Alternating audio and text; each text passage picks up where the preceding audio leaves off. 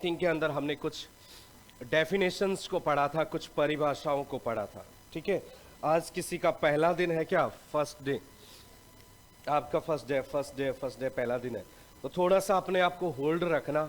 ठीक है, तो कल हमने डेफिनेशन को पढ़ लिया था, परिभाषाओं को पढ़ लिया था, हम उससे आज आगे के पॉइंट्स को पढ़ेंगे। तो कुछ एक और स्टूडेंट्स हमारे साथ में जुड़ेंगे एक दो दिन के अंदर, तो उनको हम साथ साथ में ही क्या करेंगे, एक्स्ट्रा टाइम देके मैं आपको कवर करवा दूंगा। ठीक है, अदरवाइज इतना मुश्किल नहीं है, आपके पास में ऐप के अंदर है, कल की क्लास रहेगी, उस कल की क्लास को थोड़ा सा देखोगे तो प्रॉब्लम नहीं आएगी। ठीक है, गेट कर दो बंद। तो देखो, आज की क्लास के अंदर हम बेसिकली चैप्टर स्टार्ट करेंगे, और चैप्टर जो स्टार्ट करेंगे वो चैप्टर नंबर 10 हम देखेंगे, अध्याय नंबर 10। लास्ट क्लास की परिभाषाएं, डेफिनेशन, सेक्शंस आपको याद होगी। कंपनी की परिभाषा कौन सी धारा में है?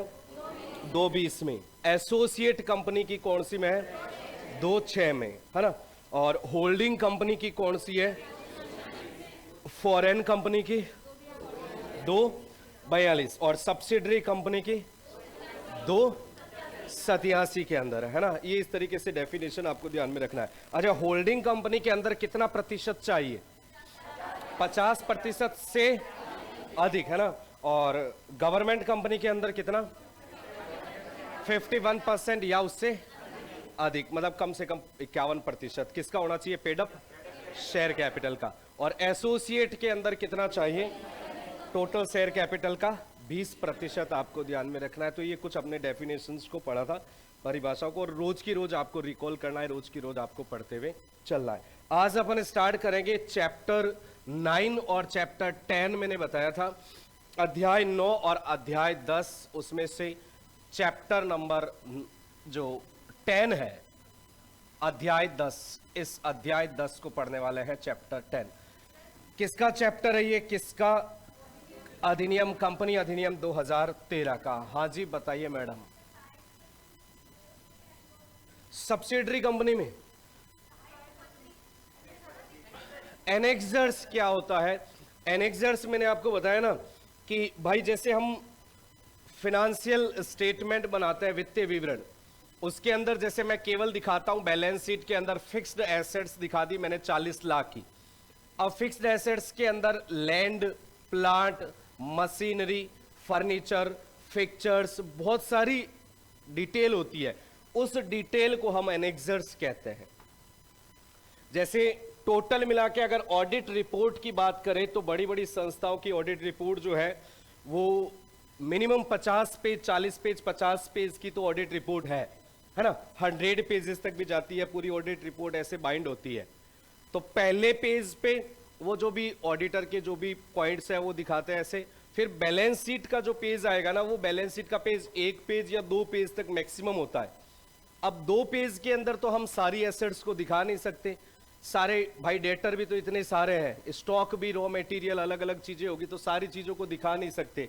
तो ऊपर तो बैलेंस शीट के अंदर फिक्स्ड एसेट्स, डेटर, क्रेडिटर, ये सारी चीजें अपन दिखाते हैं, और इनके नाम क्या क्या है, कौन कौन डेटर है, ये सारे एनेक्सर बनते हैं। लिस्ट ऑफ डेटर्स, उसको एनेक्सर कहते हैं। लिस्ट ऑफ फिक्स्ड एसेट्स वो एनेक्सर है हमारा, उसको मैं एनेक्सर कहता हूं। अदरवाइज कोई दिक्कत नहीं है। सीधा सीधा प्रश्न पूछता है कि फिनेंशियल स्टेटमेंट में हम क्या शामिल करते हैं और फिनेंशियल स्टेटमेंट में क्या इंक्लूड नहीं करते हैं। तो मैंने आपको बताया था, आर्थिक स्थिति को दिखाने वाला स्थिति विवरण, और नंबर 2 व्यापारिक परिणाम को दिखाने वाला लाभ हानि। और अगर नॉन प्रॉफिट ऑर्गेनाइजेशन है तो वो लाभ हानि की जगह पे इनकम और एक्सपेंडिचर अकाउंट बना लेगी। तो ये आपको ध्यान में रखना है। अब चैप्टर नंबर 10 जो है, अध्याय नंबर 10 जो है, वो चैप्टर नंबर 10 बेसिकली किससे रिलेटेड है? ऑडिट एंड ऑडिटर से रिलेटेड है। ये ऑडिट एंड ऑडिटर हिंदी में बोलते हैं अंकेक्षण और अंकेक्षक से संबंधित है। ऑडिट एंड ऑडिटर अंकेक्षण और अंकेक्षक से संबंधित है। अंकेक्षक सेक्शन कहां से लेकर कहां तक है इसकी? 139 से स्टार्ट करके और 1 148 तक चलना है, धारा 139 से लेकर धारा 148 तक आपको चलना है, ठीक है। 139 से लेकर 148 तक आपको चलना है, ये धाराएं अपन पढ़ेंगे। पहले देखो मैं सारी सेक्शन एक बार लिखा देता हूं, और जो भी मैं धाराएं लिखाऊंगा एक बार शॉर्ट में लिखाऊंगा कि भाई जैसे 139 में क्या लिखा हुआ है ना, 140 में क्या लिखा हुआ है, 141 में क्या लिखा हुआ है, 142 में क्या लिखा हुआ है, ये इस तरीके से। और फिर उसके बाद में जब अपन 139 को स्टार्ट करेंगे तो फिर उसके बाद में 139 के अंदर क्या क्या प्रोविजन है, उसकी क्या हेडिंग है, ताकि आप जब भी अधिनियम खोलो है ना, तो अधिनियम के अंदर आप सीधा सीधा मैच कर पाओ कि भाई अधिनियम के अंदर इस पॉइंट्स के अंदर यहां पे ये लाइन लिखी हुई है। तो देखिए कहां से स्टार्ट करना है, 139, और 139 से स्टार्ट करते हैं। पहले ऐसे बना लेना शॉर्ट में है ना, फिर अपन एक एक सेक्शन को डिटेल से पढ़ेंगे। 139 जो है बेसिकली ऑडिटर की अपॉइंटमेंट से संबंधित है। किससे संबंधित है? ऑडिटर की अपॉइंटमेंट से संबंधित है। ये नियुक्ति या अपॉइंटमेंट आप लिख लेना, अपॉइंटमेंट भी इसमें ही आएगी, रीअपॉइंटमेंट भी इसमें ही आएगी, सब कुछ अपॉइंटमेंट से रिलेटेड प्रोविजन वो 139 में आएगी। नंबर सेकंड 140, धारा 140, और धारा 140 जो है वो बेसिकली किससे रिलेटेड है? अजय एक और चीज साथ साथ में ध्यान में रखना है ना, कि लास्ट जो भी पेपर है 2020 का पेपर है, उससे पहले का पेपर है, वो आप लोग उसको डाउनलोड कर लेना है ना। 2020 का तो कोशिश करूंगा कि मैं यही आपको कल अवेलेबल करवा दूं प्रिंटेड फॉर्म में। उससे पहले वाले जो पेपर है वो आप डाउनलोड कर लेना। जैसे हमने ऑडिट टॉपिक पढ़ लिया, तो उस ऑडिट टॉपिक के क्या लेवल के क्वेश्चन आज तक पूछे गए हैं और कितना और हमें एडवांस पढ़ने की जरूरत है, तो आपको हर टॉपिक विशेष के संबंध में पता, साथ साथ में अपना इवैल्यूएशन भी हो जाएगा। पहले मत देखना, पहले टॉपिक खत्म हो जाए, जैसे ऑडिट खत्म हो गया तो ऑडिट के क्वेश्चन पिछले सालों के पेपर से उठा के वो एक बार सॉल्व करके देख लेना, ठीक है, आपको सब चीजें समझ में आती रहेगी। तो 140 किससे संबंधित है? यहां पर रिमूवल का मतलब होता है पद से हटाना।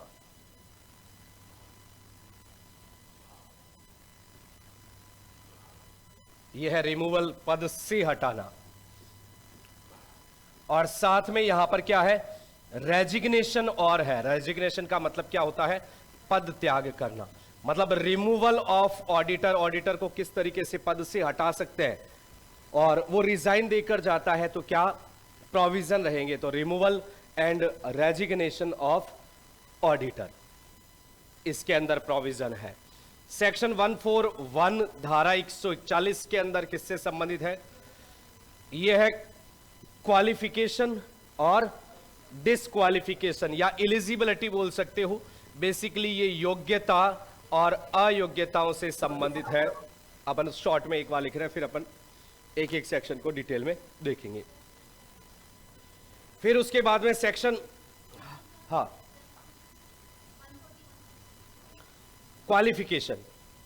Qualification and disqualification of auditor, या एलिजिबिलिटी बोल सकते हो कि कौन भाई कंपनियों में ऑडिटर के रूप में अपॉइंट हो सकता है, उसकी क्या क्वालिफिकेशन चाहिए।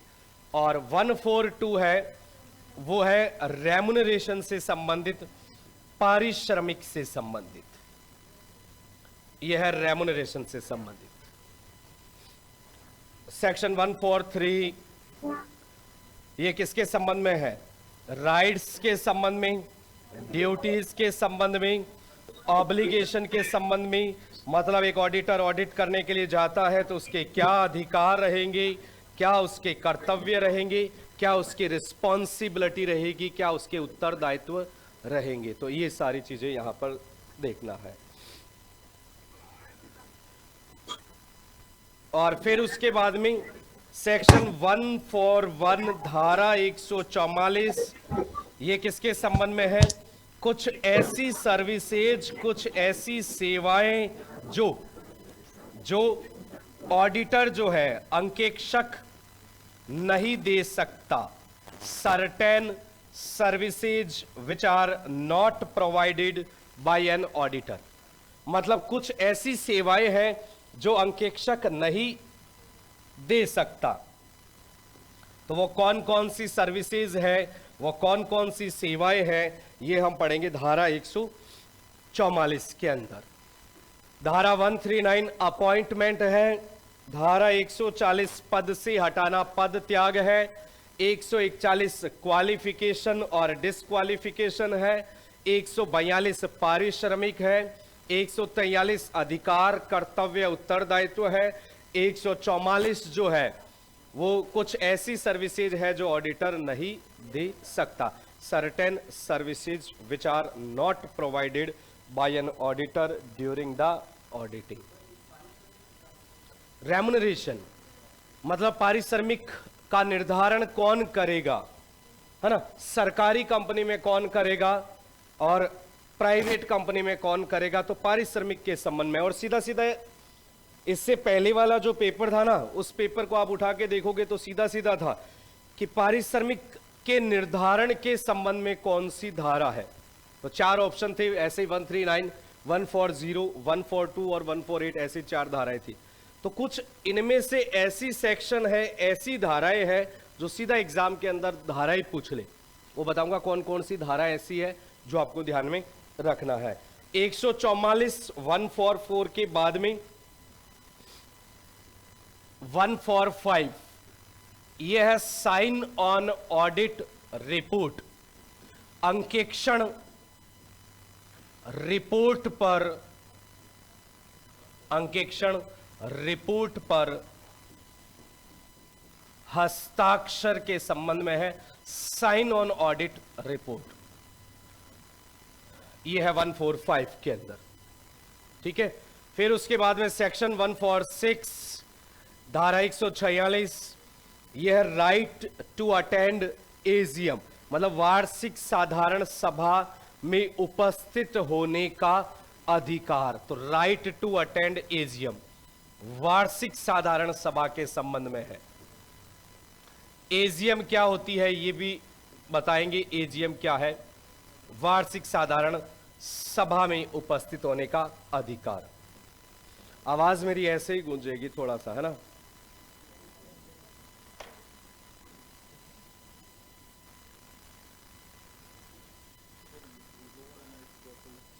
आवाज मेरी थोड़ी है वैसे ही गूंजेगी।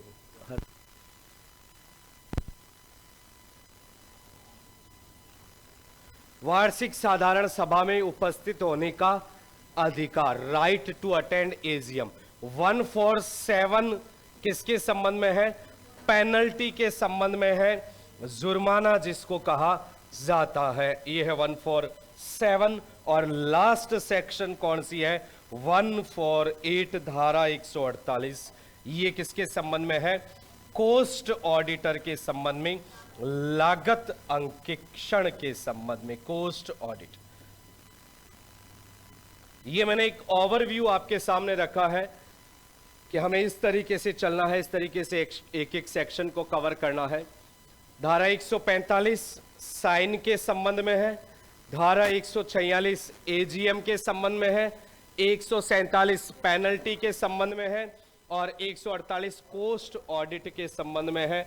ये ओवरव्यू आपको ध्यान में रखना है। रह जाएगा इतना ओवरव्यू ध्यान में?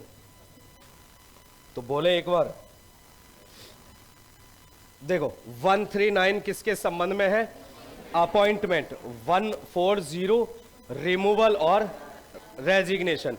141 qualification disqualification. 142 remuneration. 143 rights to attend.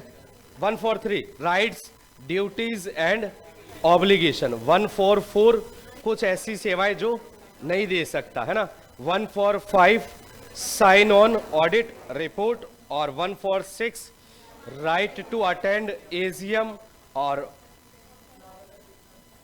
147 penalty के संबंध में और 148 कोस्ट ऑडिट के संबंध में, लागत अंकेक्षण के संबंध में।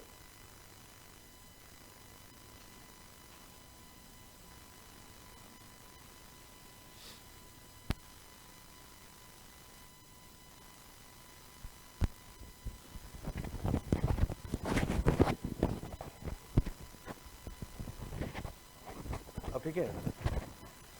अब ओके आवाज?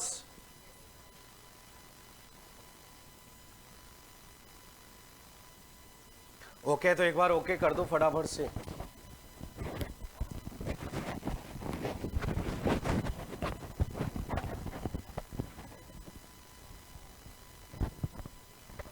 ओके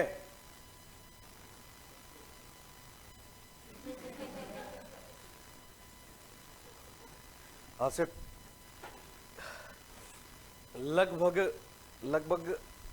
20 टाइम्स 20 गुना ज़्यादा स्टूडेंट्स एट द टाइम नहीं बोल सकते, 20 गुना ज़्यादा स्टूडेंट्स ने ये कोर्स जो है लाइव वाला, अभी कितने दिन हुए हैं, इतने दिनों में देख लो लगभग 700 से 800 स्टूडेंट्स है ना एक साथ में पढ़ रहे हैं। बैकग्राउंड में पीछे की आवाज़ आ रही है, कहाँ से आ रही है पीछे से आवाज़? वो बंद करो उसको। ओके है, चलो देखो एक एक सेक्शन देखते हैं, एक एक धाराएं देखते हैं।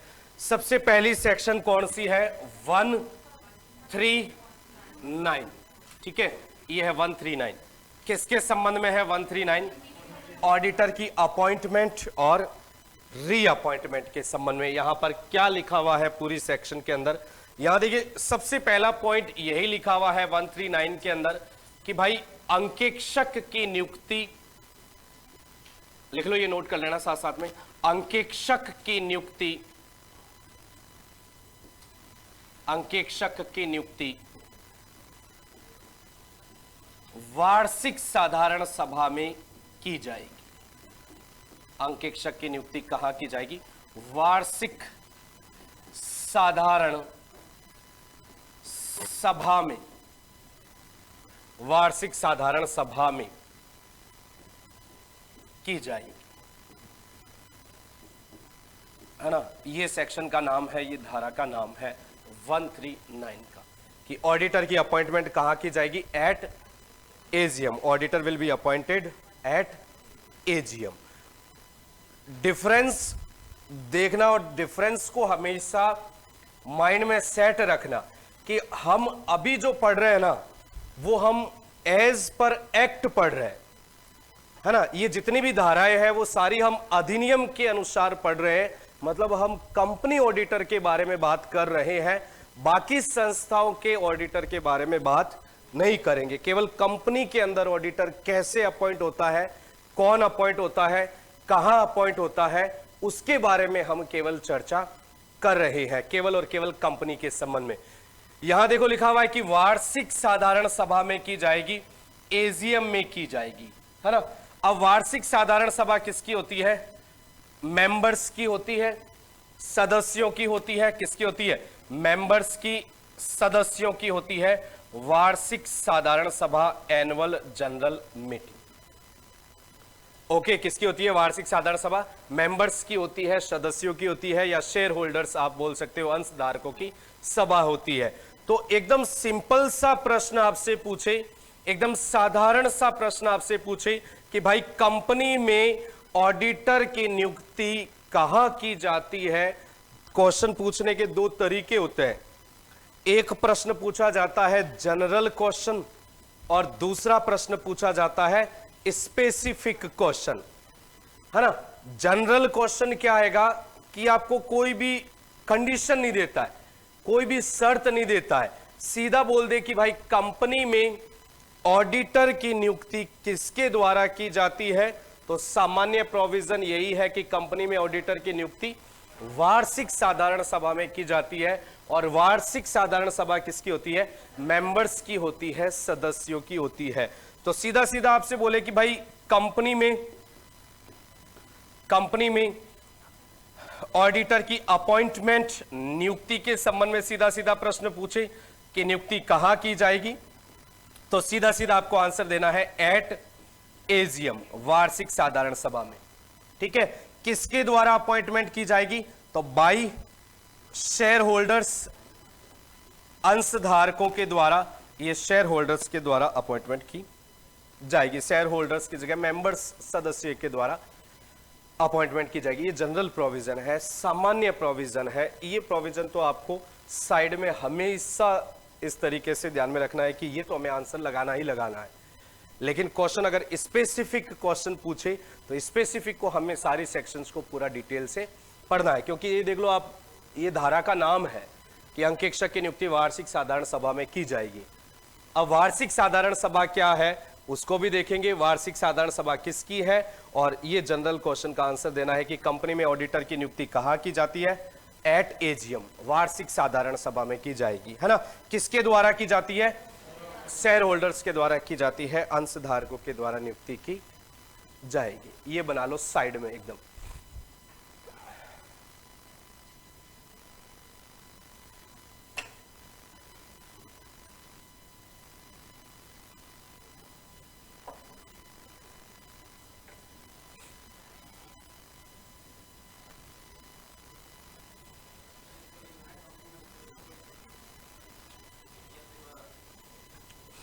कंपनी में ऑडिटर की नियुक्ति, अंकेक्षक की नियुक्ति, वो लिखाऊंगा ये साइड में, आप इतना सा लिख लो, बाकी सारा चीजें आ जाएगी। देखो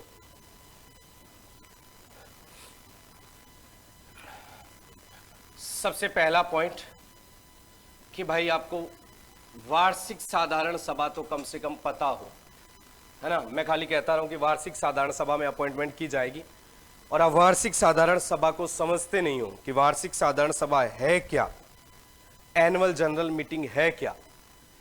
तो अंशधारकों की सभा है, शेयर होल्डर्स की मीटिंग है। अंशधारकों की मीटिंग है वो दो तरीके की होती है ना। एक सर वार्षिक साधारण सभा है, और उसके अलावा जो भी है हम जनरल मीटिंग कहते हैं, साधारण सभाएं कहते हैं। कोई विशेष कार्यों के लिए तो उसको एक्स्ट्रा ऑर्डिनरी नाम दे देते हैं, असाधारण सभा हम बोल देते हैं, है ना। कोई एक्स्ट्रा, कोई विशेष कार्य विशेष के संबंध में तो उसको एक्स्ट्रा ऑर्डिनरी कह देते हैं, असाधारण कह देते हैं। अब वार्षिक साधारण सभा क्या है, एनुअल जनरल मीटिंग क्या है, तो पहला तो हमें पॉइंट ये ध्यान में रखना है कि भाई कंपनी अधिनियम 2013 की धारा 96(1) के अंदर क्या दे रखा है, एजीएम की डेफिनेशन दे रखी है। एजीएम क्या है सब कुछ यहां पर बता रखा है वार्षिक साधारण सभा के संबंध में, ठीक है। किसके संबंध में, वार्षिक साधारण सभा के संबंध में 96(1) के अंदर बता रखा है। और क्या लिखा हुआ है यहां पर कि भाई कोई सी भी कंपनी है, कोई सी भी कंपनी है, चाहे प्राइवेट कंपनी है, चाहे पब्लिक कंपनी है, चाहे प्रॉफिट में है, चाहे लॉस में है, चाहे अंश पूंजी ज्यादा है, चाहे अंश पूंजी कम है, कोई सी भी कंपनी है, तो प्रत्येक कंपनी को वित्तीय वर्ष के दौरान, फाइनेंशियल ईयर के दौरान वार्षिक साधारण सभा रखना क्या है, अनिवार्य है, मैंडेटरी है। कोई सी भी कंपनी है तो के अनुसार पहला पॉइंट कि प्रत्येक कंपनी को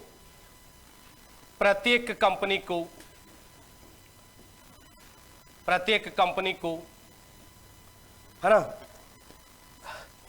प्रत्येक कंपनी को वार्षिक साधारण सभा, वित्तीय वर्ष मत लिखना है ना, वार्षिक साधारण सभा,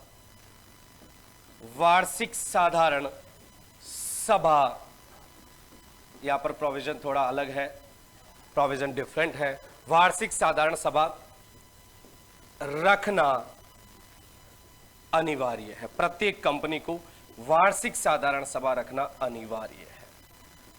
एक एक्सेप्शन है, एक अपवाद है, कौन सी कंपनी को छोड़कर, केवल ओपीसी को छोड़कर, 1 पर्सन कंपनी को छोड़कर, बाकी जितनी भी कंपनियां हैं, प्रॉफिट में है, लॉस में है, उनको वार्षिक साधारण सभा रखना अनिवार्य है, मैंडेटरी है।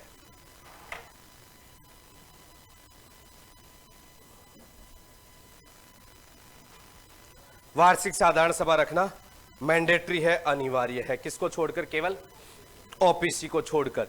अब देखो वार्षिक साधारण सभा के संबंध में एक विशेष पॉइंट लगता है कि भाई जो वार्षिक साधारण सभा रखी जाएगी ना, वो है तो भाई किसी वित्त वर्ष के लेखों के संबंध में, वित्त वर्ष के जो खाते हैं उनके संबंध में, लेकिन वार्षिक साधारण सभा के संबंध में जो प्रावधान है वो प्रावधान ये कहता है कि वार्षिक साधारण सभा जो है वो किसके अनुसार रखी जाएगी, प्रत्येक कैलेंडर वर्ष जो है, किसके अनुसार, प्रत्येक कैलेंडर वर्ष के अनुसार,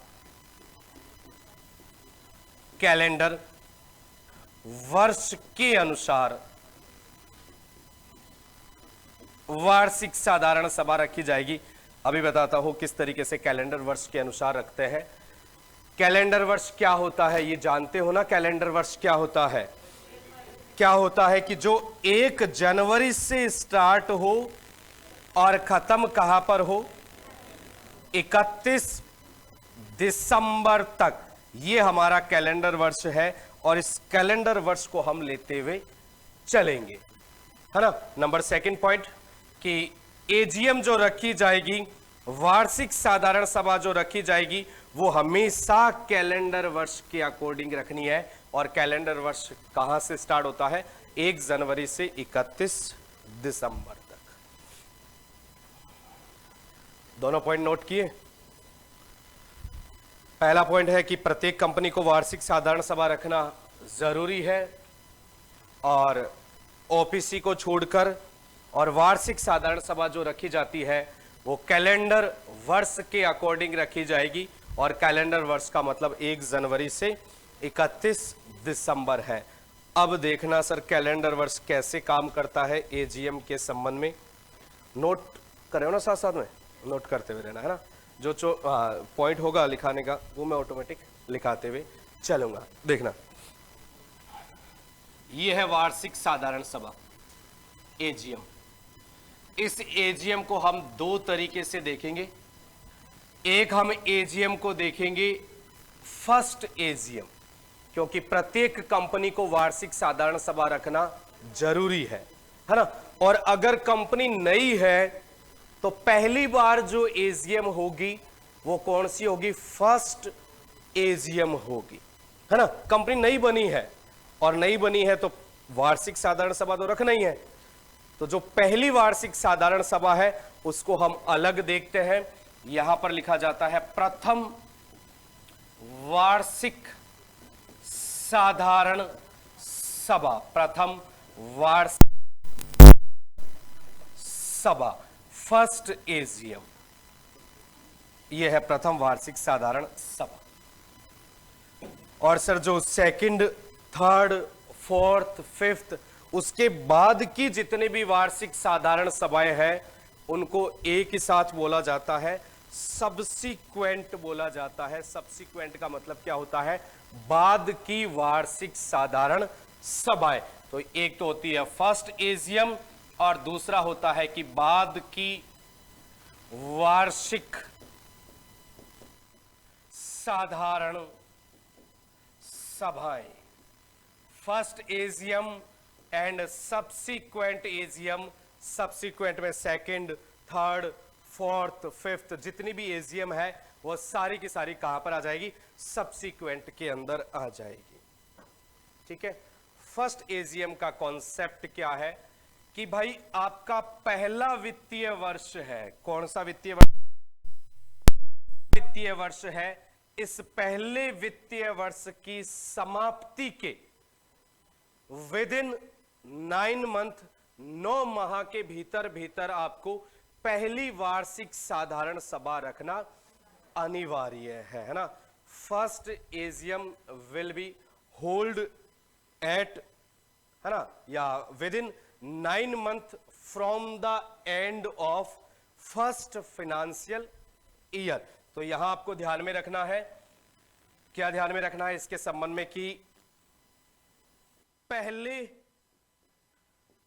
वित्तीय वर्ष, पहले वित्तीय वर्ष की समाप्ति के 9 माह के भीतर, पहले वित्तीय वर्ष की समाप्ति के 9 माह के भीतर भीतर आपको क्या करना है, वार्षिक साधारण सभा रखना होगा। वार्षिक साधारण सभा रखना अनिवार्य है। तो फर्स्ट एजीएम कब तक रखेगी? जो पहला वित्तीय वर्ष है उस पहले वित्तीय वर्ष की समाप्ति के 9 माह के भीतर भीतर रखी जाएगी।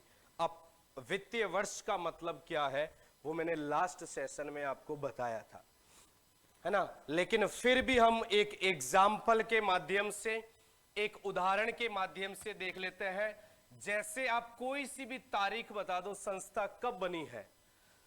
जैसे आपने बता दिया था कि भाई 29 नवंबर को बनी है, 29 नवंबर को बनी है, और 29 नवंबर 2020 को अगर संस्था बनी है। अब आपको ये तो पता ही होना चाहिए ना, मैंने लिखा है कि पहले वित्तीय वर्ष की समाप्ति के, तो पहला वित्तीय वर्ष इसका कब समाप्त होगा, उसके लिए हम क्या देखते हैं कि भाई ये 1 जनवरी या उससे पहले है या नहीं है। तो 1 जनवरी से पहले है ना, तो इसका मतलब इसका वित्तीय वर्ष कहां समाप्त होगा? 31 मार्च 2021 को वित्तीय वर्ष समाप्त होएगा। अब इस वित्तीय वर्ष समाप्ति के 9 मंथ कहां तक है? 31 दिसंबर कहां तक? 2021। इससे पहले पहले एजीएम रखना जरूरी है, पहली एजीएम। ये पहली एजीएम का प्रोविजन है। सीधा सीधा प्रश्न पूछा जाता है कि भाई कंपनी की जो प्रथम वार्षिक साधारण सभा है वो कितने माह के भीतर भीतर रखी जाएगी? तो with in 9 month from the end of first financial year, पहले वित्तीय वर्ष की समाप्ति के 9 माह के भीतर भीतर आपको पहली एजीएम रखना है। रख लोगे पहली एजीएम? हाँ, पहला वित्तीय वर्ष कल आए थे, कल वित्तीय वर्ष क्या है? और नई कंपनी है तो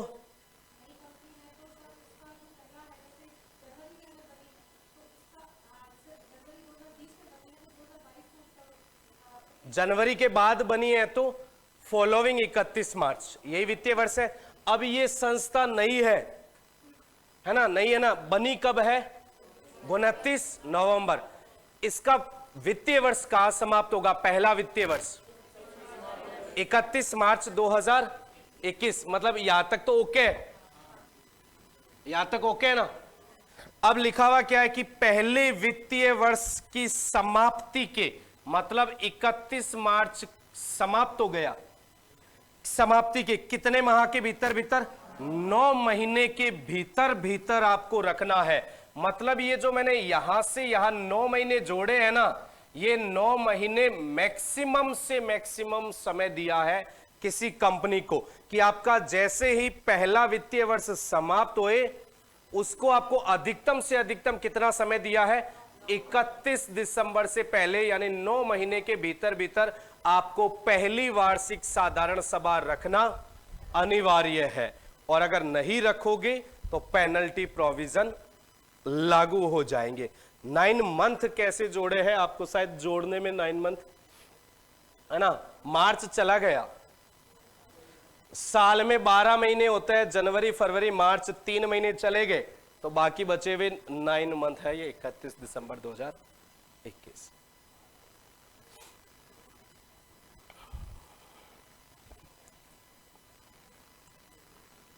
आवाज ओके है?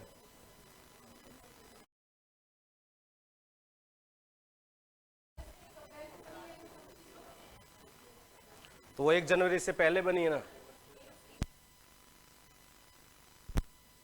एक ही प्रोविजन है, 1 जनवरी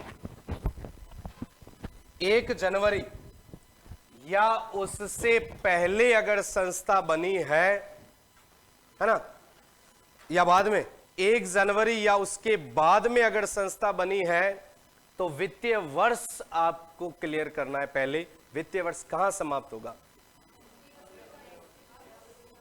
आप तो मुझे 1 जनवरी बता दो कि 1 जनवरी या उसके बाद संस्था बनी है तो वित्तीय वर्ष कहां समाप्त होगा?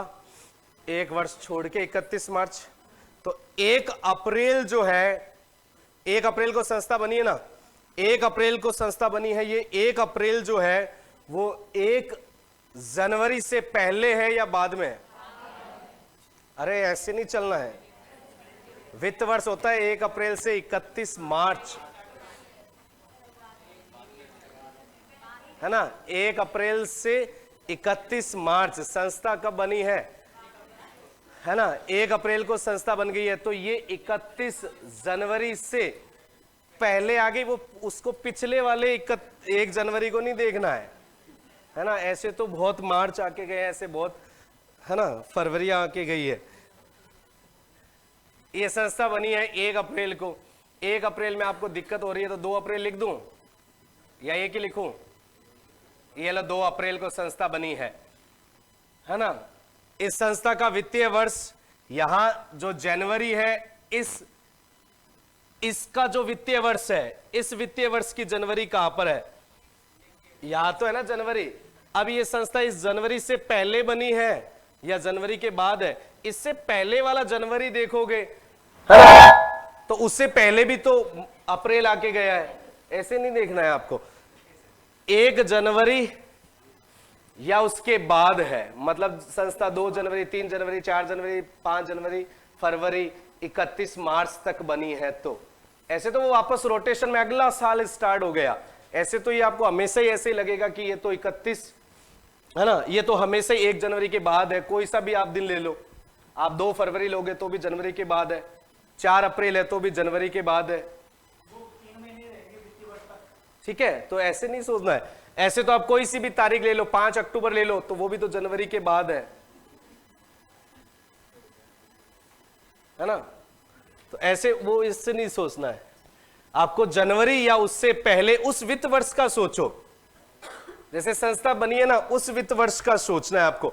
आसपास वाले सारे वित्त वर्ष को साथ में लेकर नहीं चलना है ना। उसी वित्त वर्ष को सोचना है आपको।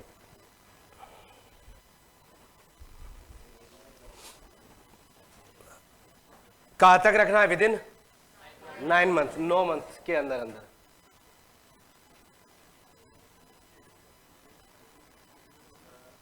विदेशी कंपनी की धारा 245 दे रखी आरबीएस की 11वीं की बुक में, उसको काट के सही कर लो, है ना। 242 है। 1 जनवरी को है ना संस्था, 1 जनवरी को, 1 जनवरी या उसके बाद है तो आगे अगला 31 मार्च है। 1 जनवरी 2020 को बनी है तो इसका वित्त वर्ष कहां समाप्त होगा? है ना, अगला रहेगा ना, 2021 में जाके खत्म होएगा। 2021 में होगा ना, तो 31 मार्च 2021 से फिर 9 मंथ जोड़ देना, 9 मंथ। देखो 1 जनवरी को संस्था बनी है और 1 जनवरी सन भी बोला करो साथ में, 2020 बोल दिया जैसे। अब मुझे इसका वित्त वर्ष खत्म करा दो, बस आपका वित्त वर्ष ही नहीं खत्म हो रहा।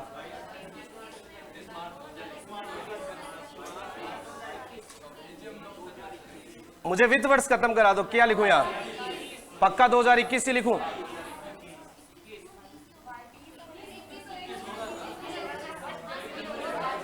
ठीक है, अब इसमें 9 मंथ जोड़ दो ना यार, कहां दिक्कत है? कहां दिक्कत है बताओ? ठीक है, कोई सी भी आप तारीख बोलो। आप वित्त वर्ष अगर क्लियर है, इसलिए मैंने पहले चीजें आपको बता दी है। आ जाओ आगे, चलो। अब देखो बाद की वार्षिक साधारण सभा। बाद की वार्षिक साधारण सभा में क्या आपको ध्यान में रखना है? बाद की का मतलब दूसरी, तीसरी, चौथी, पांचवी, छठी, मतलब प्रत्येक वित्तीय वर्ष की बात करेगा। तो यहां ध्यान में रखना है कि प्रत्येक वित्तीय वर्ष की समाप्ति के विद इन 6 मंथ का प्रोविजन ध्यान में रखना है। कितने महीने का? 6 महीने का प्रोविजन यहां पर ध्यान में रखना है। पहले वित्त वर्ष को छोड़ देना। एक क्वेश्चन होता है स्पेसिफिक, अगर आपसे बोले कि प्रथम वार्षिक साधारण सभा कितनी अवधि में रखी जाएगी, तो प्रथम नाम लेके इसने स्पेसिफिक बना दिया। तो पहले वित्तीय वर्ष की समाप्ति के 9 माह के भीतर। और केवल वार्षिक साधारण सभा मतलब जनरल क्वेश्चन है, तो केवल वार्षिक साधारण सभा तो प्रत्येक वित्तीय वर्ष की समाप्ति के 6 माह के भीतर। तो यहां पर लिखना कि प्रत्येक वित्तीय वर्ष की समाप्ति के कितने माह? 6 माह के भीतर ये बाद की वार्षिक साधारण सभाएं हैं। जब तक कंपनी का जीवन काल है, जब तक कंपनी चलेगी, तब तक वार्षिक साधारण सभा होएगी, और वार्षिक साधारण सभा हमेशा हर वित्तीय वर्ष की समाप्ति के 6 माह के भीतर होएगी। ये नंबर 2 प्रोविजन है। नंबर 2 प्रावधान ध्यान में रखना है। अब वित्तीय वर्ष कैसे सर? इसका पहला वित्तीय वर्ष कब समाप्त हुआ? 31 मार्च 2020, है ना? ये पहला वित्तीय वर्ष हुआ 31 मार्च 2020। अगला वित्तीय वर्ष कब समाप्त होगा? 31 मार्च 2000। वो देखो कहां खत्म हुआ है, 2000। ये कहां खत्म हुआ है? 2021 लिखा है ना यहां पे, 2021। अगला वित्तीय वर्ष कहां होगा? 31 मार्च 2022। इसके 6 महीने के भीतर प्लस 6 मंथ कितना होता है? 30 सितंबर 2022। अगला वित्तीय वर्ष कहां जाएगा? 31 मार्च 2023। तो 30 सितंबर 2023 से पहले। फिर अगला 31 मार्च 2024, तो 6 महीने 30 सितंबर 2024 से पहले। ये तो अधिकतम अवधि देते हैं कि मैक्सिमम से मैक्सिमम आपको मैंने लिखा है ना, भीतर का मतलब उससे पहले आपको एजीएम बुलानी है। ओके, बुला लोगे एजीएम?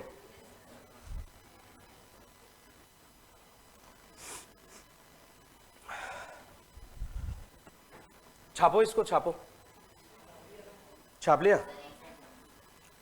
छापो, आराम से छापो।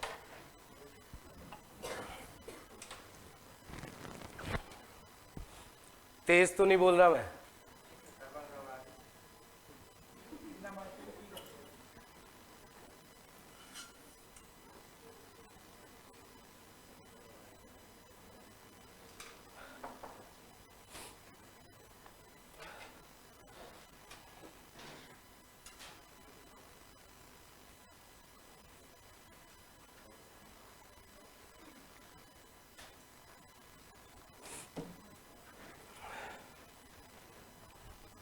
चले आगे, एक एग्जाम्पल ले लें, एक उदाहरण से बता दें। अब आप अपनी कोई भी तारीख बता दो, इस तारीख को सर आप कंपनी को स्टार्ट कर दो। जैसे 20 मार्च को, बस इतना ही। काम वही करना है जो हमारे लिए आसान हो, है ना? काम वही करना है जो हमारे लिए आसान हो, काम वो नहीं करना है जो हमारे लिए मुश्किल हो। 21 लूं यहां पे? अच्छा, 2021 ले लो, ये लो। अब आपको सर फर्स्ट वित्त वर्ष बताना है बस। 31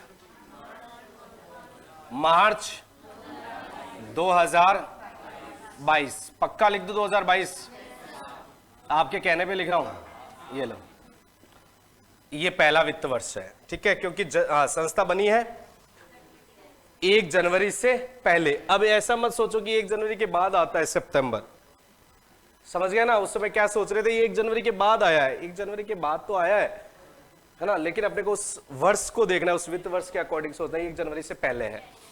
अब फर्स्ट एजीएम कब तक रखनी है? 9 month from the end of first financial year. देखो ऑप्शन में मिल जाए कि पहले वित्तीय वर्ष की समाप्ति के 9 महीने, है ना?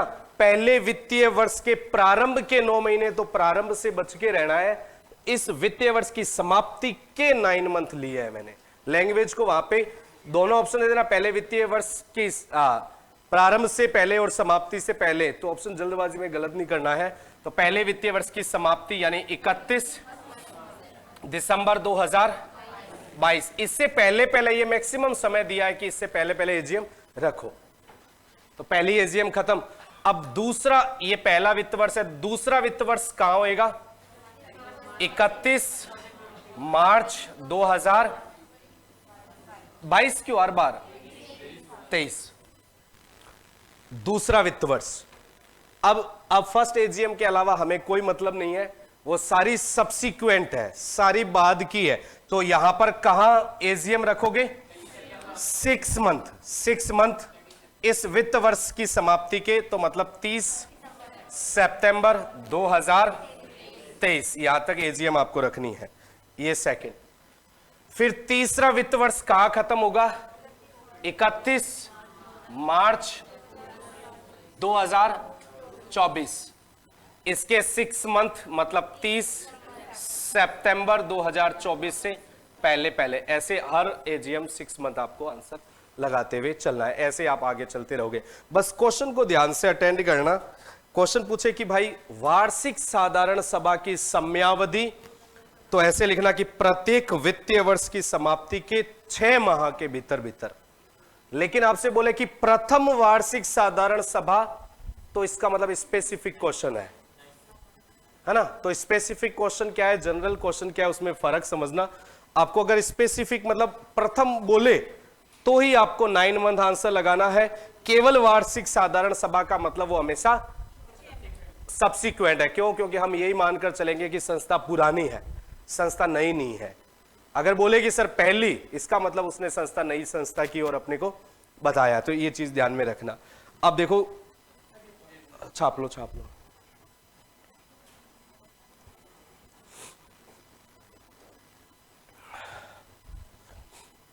देखो दारा सिंह जी भी आंसर दे रहे हैं, बताओ इतनी एज होने के बाद।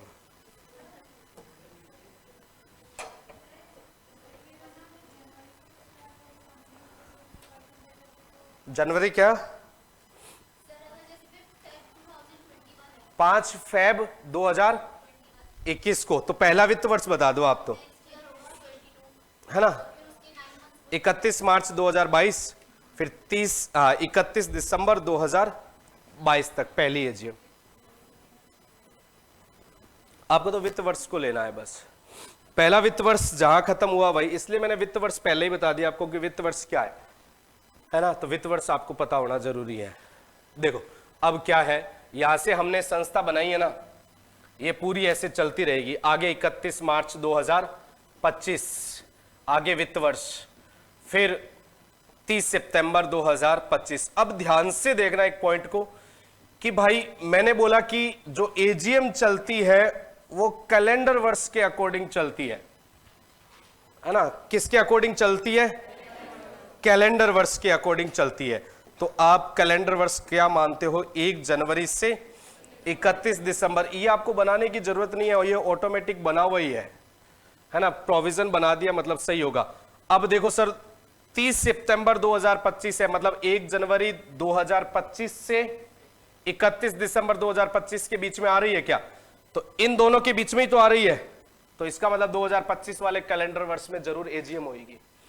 2024 वाले कैलेंडर वर्ष में भी जरूर एजीएम होगी, क्योंकि 31 मार्च 2025 से लेकर 30 सितंबर 2025 के बीच में एजीएम होगी। और कैलेंडर वर्ष है 1 जनवरी 2025 से 31 दिसंबर 2025, तो जरूर एजीएम होगी। 2024 में भी इन दोनों के बीच में एजीएम होगी, मतलब इस कैलेंडर वर्ष में 2024 में होगी। 2023 में 31 मार्च से लेकर 30 सितंबर 23 और 23, मतलब इस कैलेंडर वर्ष में भी होगी। यहां देखो मार्च से दिसंबर के बीच में होगी, इसका मतलब इस कैलेंडर वर्ष में भी होगी ही होगी। तो प्रत्येक कैलेंडर वर्ष में ऑटोमेटिक बन जाता है, तो एक्स्ट्रा एफर्ट्स की जरूरत नहीं है। लेकिन एक जगह नहीं बनता है। कहां नहीं बनता है? आप देख लो कि भाई 29 सितंबर 2021 से कैलेंडर वर्ष कहां खत्म होएगा? 31 दिसंबर 2021। इसका कैलेंडर वर्ष कहां खत्म होएगा? 31 दिसंबर 2021। इस 2021 वाला जो कैलेंडर वर्ष है इसमें एजीएम नहीं हो सकती, क्योंकि एजीएम तो तब होएगी ना जब वित्त वर्ष समाप्त होएगा। तो कंपनी बने हुए 2-3 महीने हुए, वित्त वर्ष तो 31 मार्च में समाप्त होता है।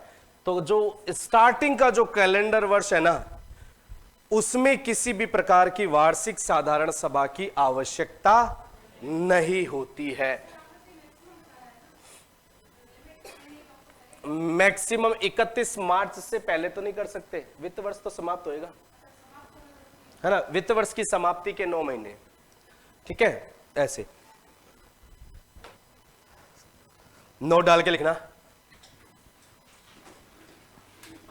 कि समामेलन मतलब ईयर ऑफ इनकॉर्पोरेशन, समामेलन के कैलेंडर वर्ष में, समामेलन के कैलेंडर वर्ष में वार्षिक साधारण सभा, वार्षिक साधारण सभा रखने की अनिवार्यता नहीं, और पॉसिबल भी नहीं है। सही बात तो यह है, अनिवार्यता नहीं। राइटिंग समझ में आ रही है?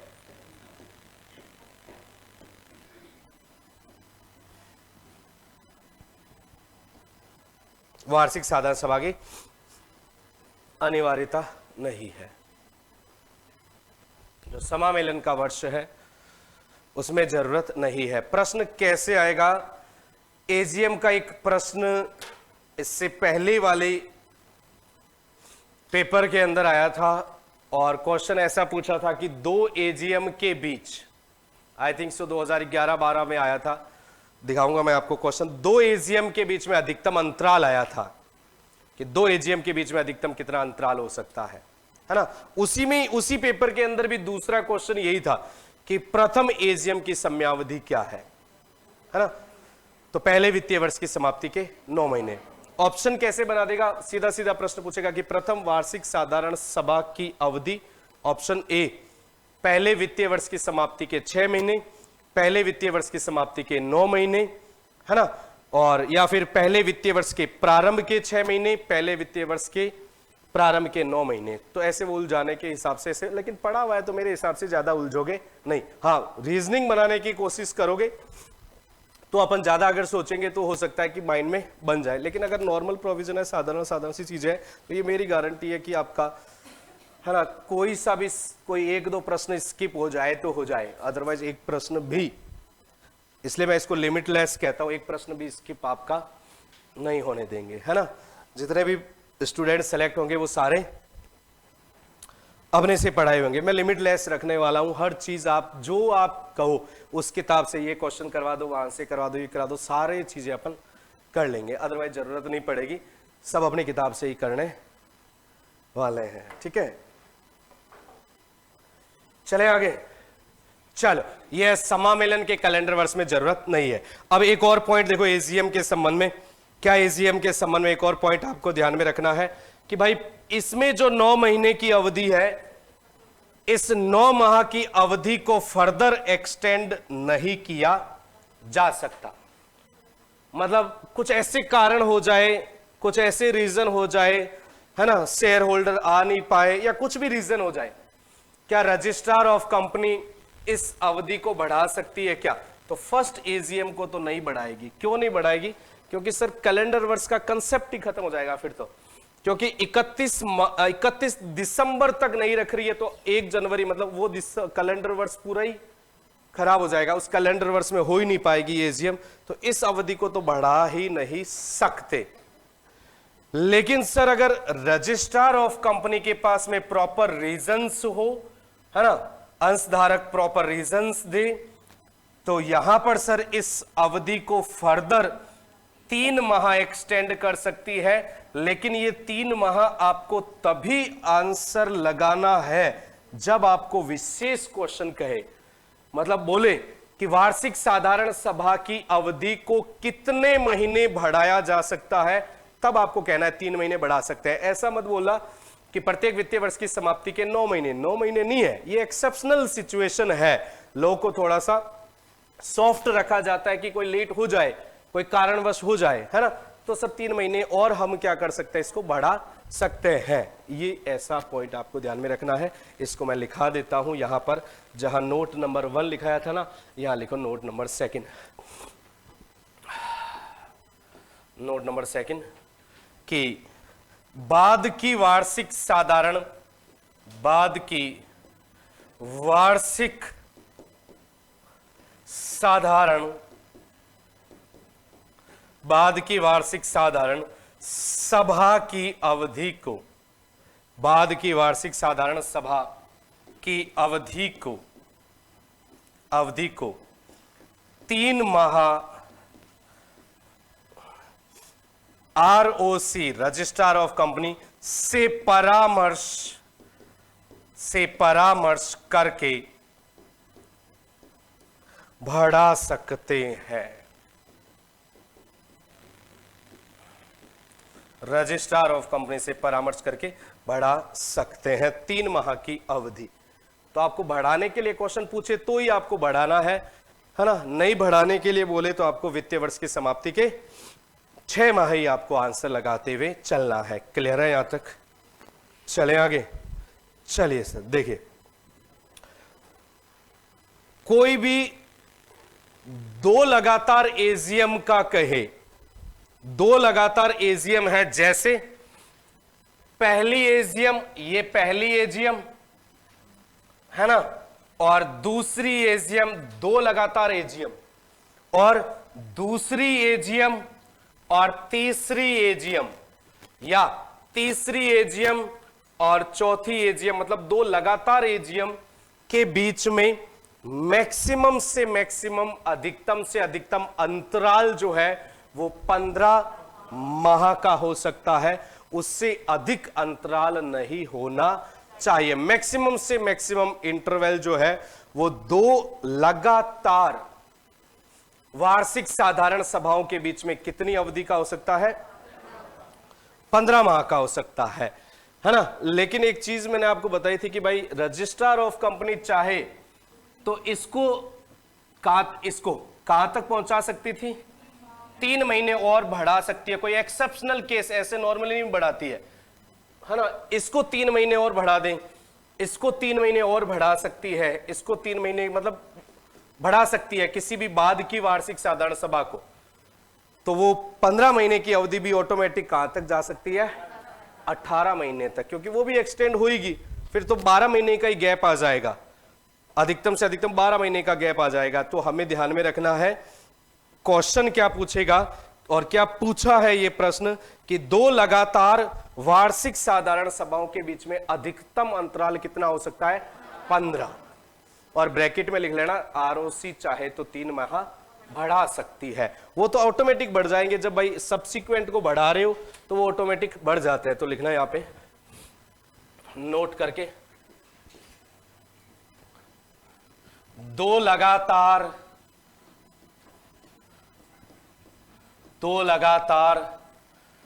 वार्षिक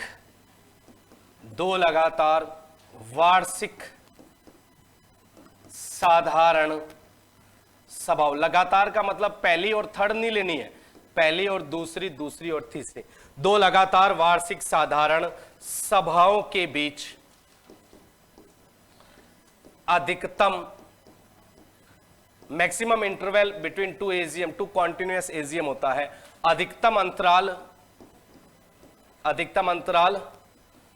15 माह का, 15 माह का हो सकता है। मैक्सिमम से मैक्सिमम आरओसी चाहे तो डिस्क्रिशनरी पावर है, 3 माह बढ़ा सकते हैं। रजिस्ट्रार ऑफ कंपनी चाहे तो 3 महीने और बढ़ा सकते हैं। Maximum interval between 2 continuous AGM will B 15 month, 15 महीने का अधिकतम से अधिकतम अंतराल होएगा।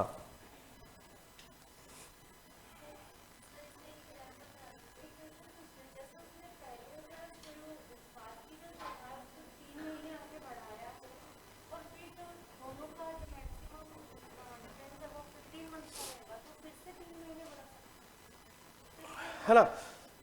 जब आप दूसरी एजीएम को जब बढ़ाते हो ना, कि भाई आरओसी ने कहा कि सेकंड एजीएम को 3 महीने बढ़ाने का आपके दे दिया, मतलब अलाउ कर दिया, तो आप सेकंड एजीएम को बढ़ा के 30 सितंबर से 31 दिसंबर लाओगे ना, है ना। 30 सितंबर से 31 दिसंबर, तो होते हैं 3 महीने। तो इस 3 महीने के बाद में जो अगले वर्ष की जो एजीएम आएगी ना, उसके बीच का अंतराल घट जाएगा, है ना, उसका अंतराल कम हो जाता है। तो ऐसी दशा में हम उस अवधि को भी आगे क्या कर सकते हैं, 3 महीने का एक्सटेंड ले सकते हैं। वो कह रहा है कि 2 एजीएम कोई भी है, उसके बीच में अधिकतम से अधिकतम अंतराल, अधिकतम अंतराल है, न्यूनतम नहीं है ये, है ना। अधिकतम से अधिकतम आप 15 महीने का गैप रख सकते हो 2 एजीएम के बीच में, उससे ज्यादा का गैप नहीं होना चाहिए। लेकिन गैप उससे ज्यादा 3 महीने और भी मिल सकता है, कब, जब आरओसी चाहे। और आरओसी के चाहने के हिसाब से क्या है कि भाई आप दूसरी एजीएम को बढ़ा रहे हो, तीसरी एजीएम को, चौथी एजीएम को, तो ऑटोमेटिक ही आपको एक्सटेंशन मिल ही जाता है ना। तो ये 3 महीने और बढ़ा सकते हैं। 3-4 क्वेश्चन सुनना ध्यान से, ऐसे प्रश्न पूछते हैं। अगर मैं सीधा सीधा बोलूं कि भाई वार्षिक साधारण सभा की समयावधि, तो आपको आंसर क्या देना है? वार्षिक साधारण सभा कब रखी जाएगी? अब बताओ, वार्षिक साधारण सभा कब रखी जाएगी? पूरा बोलोगे, वित्तीय वर्ष की समाप्ति के 6 माह के भीतर। अगर मैं बोलता हूं कि प्रथम वार्षिक साधारण सभा कब रखी जाएगी, तो पहले वित्तीय वर्ष की समाप्ति के 9 माह। फिर मैं बोलता हूं कि रजिस्ट्रार ऑफ कंपनी जो है वो चाहे तो वार्षिक साधारण सभा की समयावधि कितनी बढ़ा सकता है? 3 महीने। 2 लगातार एजीएम के बीच में अधिकतम अंतराल कितना हो सकता है? 15 महीने का। 18 एक्सेप्शनल है ना। आरओसी चाहे तो 3 महीने और बढ़ा सकती है, वो एक्सेप्शनल है। ये तो चीजें होती है कि सामान्य क्वेश्चन में सामान्य आंसर। मैंने तो सीधा इतना ही बोला ना कि 2 लगातार वार्षिक साधारण सभाओं के बीच में अधिकतम अंतराल कितना? 15 महीने। अगर मैं बोलता कि भाई रजिस्ट्रार ऑफ कंपनी बढ़ाकर अधिकतम से अधिकतम कितनी कर सकती है, तब 18 करते। तो ये चीजें आपको पकड़नी है, क्वेश्चन कैसे आता है वो चीजें आपको सोचना है।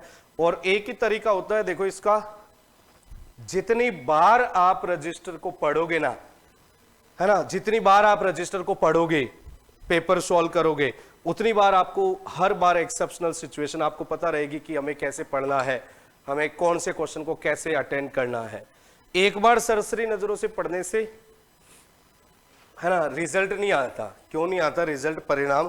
क्योंकि आप सोच के देखो कि एक पेपर आपकी लाइफ जो है आगे की कितनी आसान बना देती है या नहीं है ना। एक पेपर ही तो है, एक पेपर आपकी लाइफ आगे की कितने सालों के लिए आसान बना देगी, लाइफ टाइम का है या नहीं है। आगे आपको ना पढ़ने की जरूरत है क्या? नहीं है। ना कुछ सोचने की जरूरत, ना कुछ देखने, तो एक ही तो पेपर है। अब सोच सकते हो कि उस पेपर को क्वालिफाई करने के लिए कितने स्टूडेंट्स एफर्ट्स लगाएंगे, अपनी जी जान लगाएंगे ही लगाएंगे, है ना।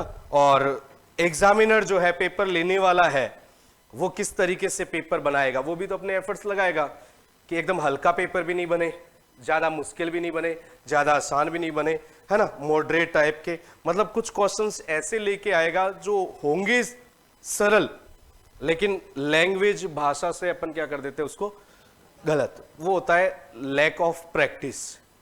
तो जितनी प्रैक्टिस ज्यादा करोगे, जितनी ज्यादा बार पढ़ोगे, आप हर बार लैंग्वेज को एंगल बदल बदल के आप देखोगे ना, जितनी बार ज्यादा भाषा पढ़ोगे उतना आप उसके अंदर एक्सपर्ट होते जाओगे। अब ये सीधा मैंने कोई किताब से थोड़ी, है ना, किताब में सीधा ऐसे लैंग्वेज थोड़ी है। आप अधिनियम को खोल के देखोगे ना, तो है ना, कंपनी पीडीएफ या mca.gov.in, तो उसमें ऐसे लिखा हुआ है मे, मतलब रजिस्ट्रार ऑफ कंपनी मे का मतलब डिस्क्रिशनरी पावर है, वो चाहे तो।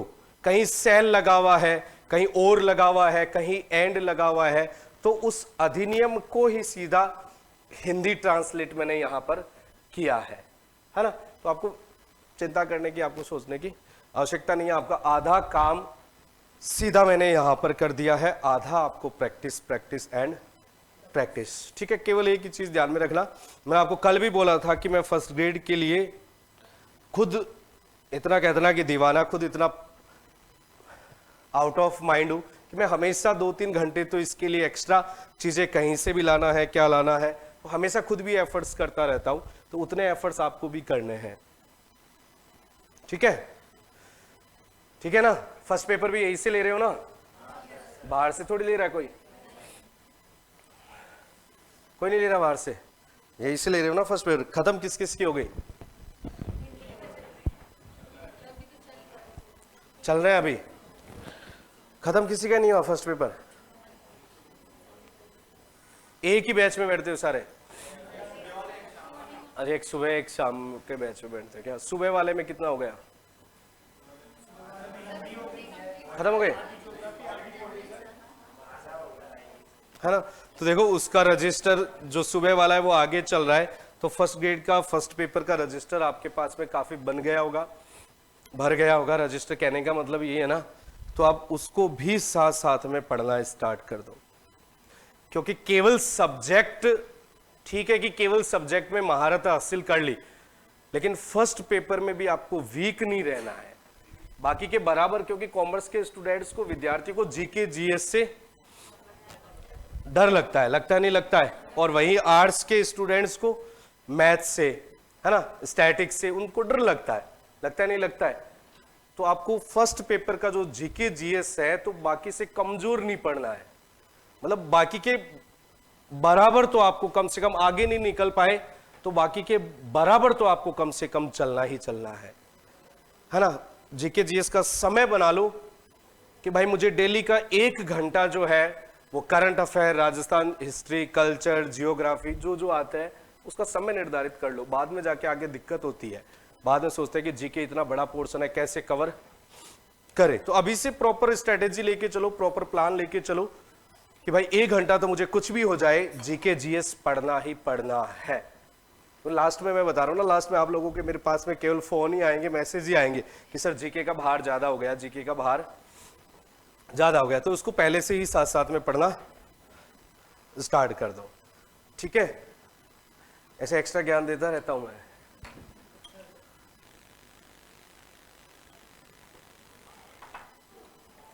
Do what ever you want, है ना।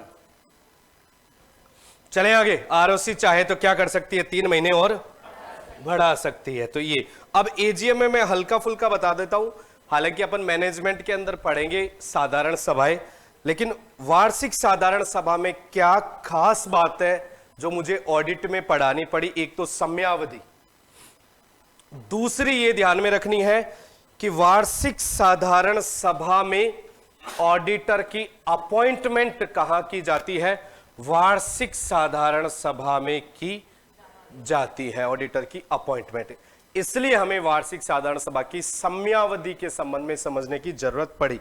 और भी बहुत सारे काम है, जैसे डिविडेंड का डिक्लेरेशन है, लाभांश की घोषणा है, वो कहां की जाती है, वार्षिक साधारण सभा में। एजीएम के अंदर डिविडेंड का डिक्लेरेशन, लाभांश की घोषणा, है ना।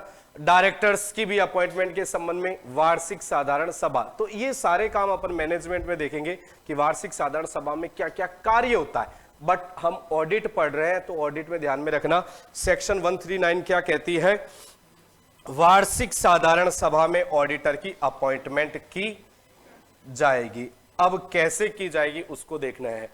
समयावधि तो नहीं भूलोगे ना वार्षिक साधारण सभा की, है ना। समयावधि आप ध्यान में रखना। अब देखना कि भाई हम कंपनी ऑडिट को देख रहे हैं और यहां हम ऑडिटर की करने वाले हैं अपॉइंटमेंट, नियुक्ति। कैसे अपॉइंटमेंट करते हैं, तो भाई हम यहां जो पढ़ेंगे वो 2 तरीके की कंपनियां पढ़ते हैं।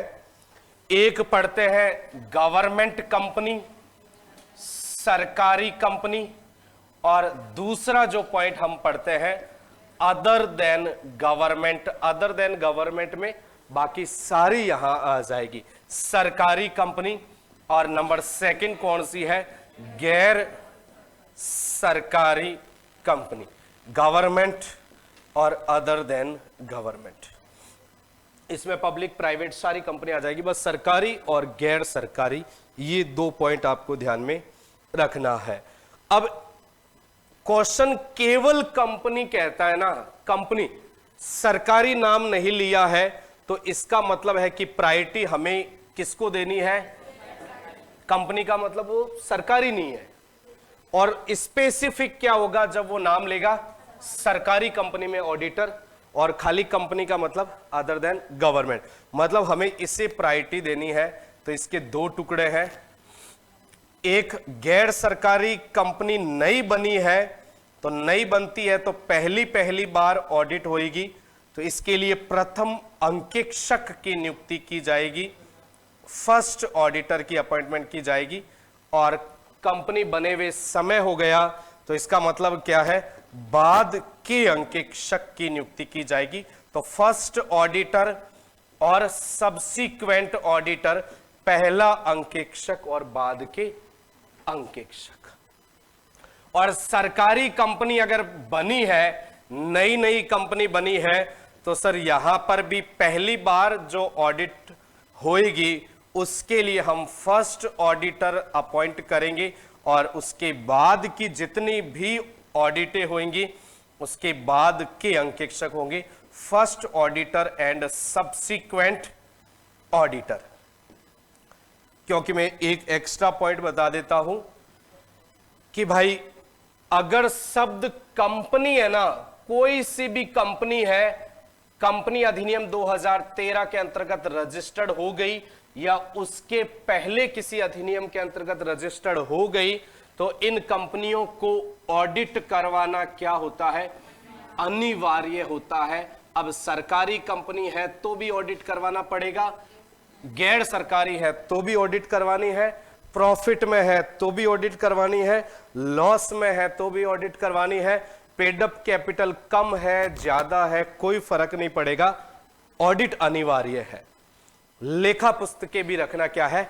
अनिवार्य है, इसलिए मैंडेटरी ये मैंने लिख दिया। अब इनमें सरकारी गैर सरकारी ऑडिट तो अनिवार्य है, लेकिन सर संस्था नई बनी है तो जब पहले वित्तीय वर्ष की ऑडिट करने के लिए आएगा वो फर्स्ट ऑडिटर है, फिर आगे के जितने वित्तीय वर्ष आएंगे वो सारे के सारे सब्सिक्वेंट है, दूसरा वित्तीय वर्ष, तीसरा, चौथा, बाद के जो भी आएंगे वो सब्सिक्वेंट है। सरकारी में पहले वित्तीय वर्ष के लिए फर्स्ट और बाद के वित्तीय वर्षों के लिए सब्सिक्वेंट, है ना, ऐसे ही होता है। अब प्रायोरिटी देखो, हमें कंपनी शब्द लिखा है तो सबसे पहली प्रायोरिटी हमें देना है गैर सरकारी, और खाली ऑडिटर शब्द लिखा हुआ है तो हमें देखना है सब्सिक्वेंट यानी बाद के।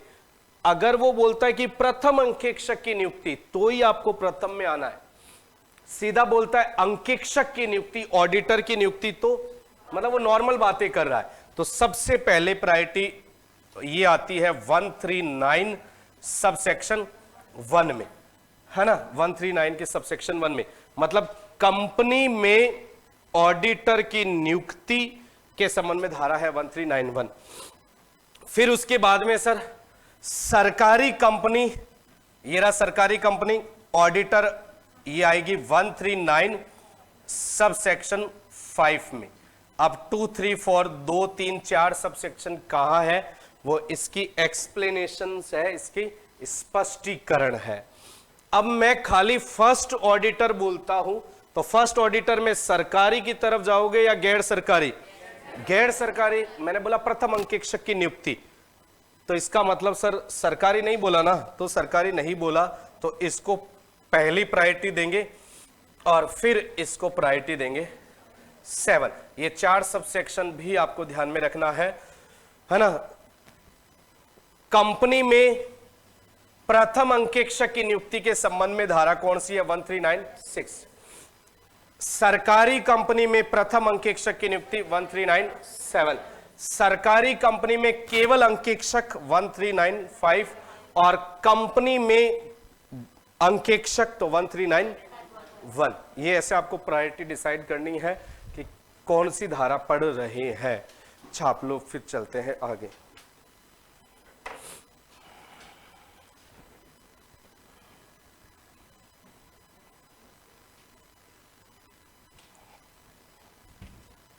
लेकर आओगे शैतान तो मैं करूंगा 15 मिनट पीछे।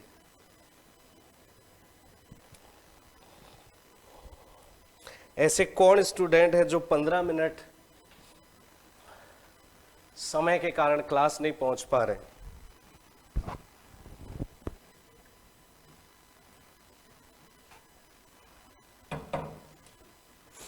इस कैमरे के सामने आता थोड़ी मैं उसमें उस पे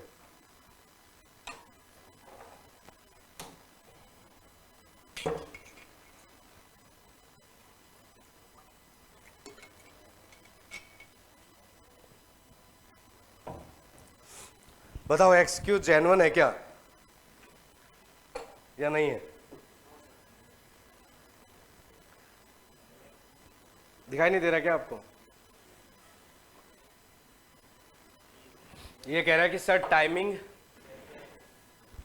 2 बजे का नहीं हो सकता क्योंकि इस 1:45 के टाइम की वजह से 4-5 स्टूडेंट आपकी क्लास ऑफलाइन लेना चाहते हैं। प्लीज सर अब आप ही कुछ कर सकते हो। जेन्युइन है क्या? आदमी तो जेन्युइन है, बात जेन्युइन है क्या? आप लोग निर्धारित करो, बात जेन्युइन है क्या? हाँ,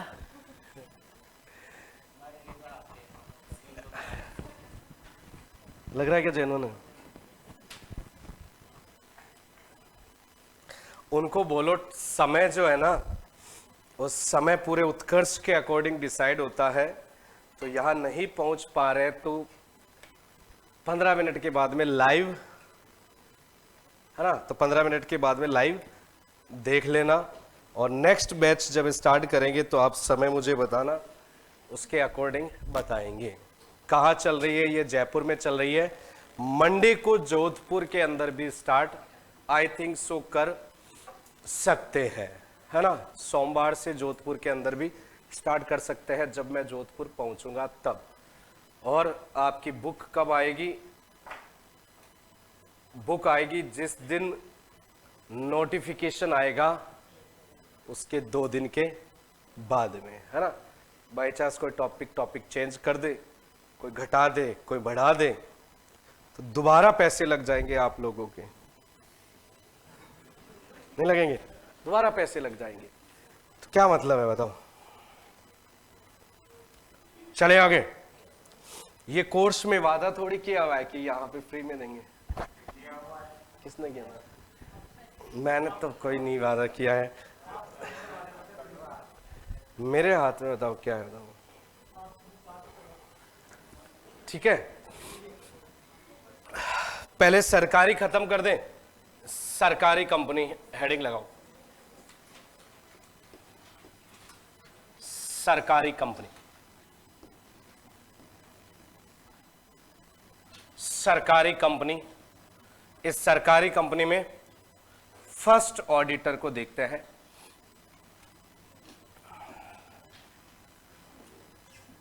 प्रथम अंकेक्षक,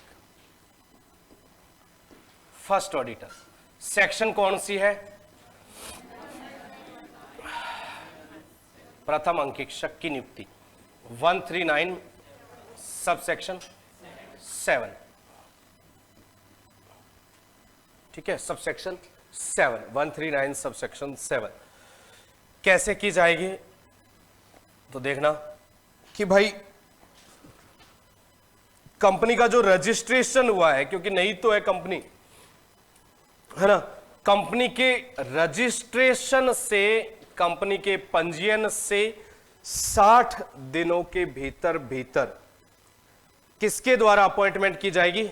CAG के द्वारा की जाएगी, कंप्ट्रोलर एंड ऑडिटर जनरल के द्वारा की जाएगी। CAG खुद ऑडिट नहीं करेगा, CAG के द्वारा अपॉइंटमेंट की जाएगी। ध्यान में रखना है। पहला पॉइंट, कंपनी के रजिस्ट्रेशन के, है ना, कंपनी के रजिस्ट्रेशन के 60 डेज, 60 दिन के भीतर भीतर किसके द्वारा की जाएगी? Comptroller and auditor general, CAG. CAG को हिंदी में बोलते हैं नियंत्रक एवं महालेखा परीक्षक द्वारा की जाएगी। ये लो, सीएजी अपॉइंटमेंट करेगा कंट्रोलर एंड ऑडिटर जनरल। कितने दिनों के भीतर भीतर? 60 दिनों के भीतर भीतर। कहां से? कंपनी के रजिस्ट्रेशन के 60 दिनों के भीतर भीतर। तो आपसे सीधा बोले कि सरकारी कंपनी में प्रथम अंकेक्षक की नियुक्ति किसके द्वारा की जाएगी? तो सीएजी के द्वारा की जाएगी। कितने दिनों के भीतर भीतर की जाएगी? तो यहां पर 60 दिनों का कॉन्सेप्ट ध्यान में रखना है, 60 डेज के भीतर भीतर की जाएगी। और 60 दिनों के बाद में आपको क्या ध्यान में रखना है कि भाई अगर सीएजी किसी कारणवश अपॉइंटमेंट करने के अयोग्य हो जाए या अपॉइंटमेंट ना कर पाए, अयोग्य तो क्या होगा? किसी कारणवश अपॉइंटमेंट ना कर पाए, वेल क्वालिफाइड ऑडिटर ना मिल पाए, तो कोई भी रीजन हो, कोई भी कारणवश हो, तो ऐसी दशा में अगले 30 डेज का फॉर्मेट ध्यान में रखना है कि नेक्स्ट 30 डेज, 30 दिनों के भीतर भीतर, अगले 30 डेज के भीतर भीतर संचालक मंडल, बोर्ड ऑफ डायरेक्टर के द्वारा, बोर्ड ऑफ डायरेक्टर की मीटिंग कौन सी होती है? बोर्ड मीटिंग में अपॉइंटमेंट की जाएगी। बोर्ड मीटिंग में नियुक्ति की जाएगी। यह है सर बोर्ड ऑफ डायरेक्टर के पास में मौका कि सीएजी किसी कारणवश असफल हो गए, सीएजी अपॉइंटमेंट नहीं कर पाए, तो उसके अगले 30 डेज के भीतर भीतर संचालक मंडल के द्वारा कौन सी मीटिंग में की जाएगी? बोर्ड मीटिंग में की जाएगी। संचालक मंडल की सभा, बोर्ड ऑफ डायरेक्टर की मीटिंग, बोर्ड मीटिंग होती है ना? उस बोर्ड मीटिंग के अंदर अपॉइंटमेंट की जाएगी। डेज कितना है यहां पर? 30 डेज का प्रोविजन है, 30 दिन का यहां पर प्रावधान है 30 डेज का। ओके। और सर अगर बोर्ड ऑफ डायरेक्टर भी असफल हो जाए, इनको भी कोई ऑडिटर नहीं मिल पाए, कोई भी कारण हो जाए, है ना, तो यहां पर उसके अगले, अब 30 नहीं है, अगले 60 दिनों के भीतर भीतर, अगले 60 दिनों के भीतर भीतर अब भाई शेयर होल्डर्स के द्वारा, अंशधारकों द्वारा, है ना, कौन सी मीटिंग होएगी? अब यहां पर जो मीटिंग होएगी वो असाधारण सभा में होगी, क्योंकि यहां पर सर पहली वार्षिक साधारण सभा तो हो नहीं सकती, नहीं हो सकती ना, क्योंकि सर पहला ही वित्तीय वर्ष है, वो वित्तीय वर्ष समाप्त होगा, लेखा पुस्तकें तैयार होगी, तभी तो ऑडिटर ऑडिट कर पाएगा। यहां पर तो सर वित्तीय वर्ष समाप्त होता हुआ अभी नहीं दिखाई दे रहा, क्योंकि ये पहला ऑडिटर है, और पहले ऑडिटर में आपको ध्यान में रखना है सरकारी कंपनी है, गवर्नमेंट कंपनी है, 60-30 और 60 का रेशियो ध्यान में रखना है, 60-30। Extra ordinary general meeting, extra ordinary general meeting, AGM,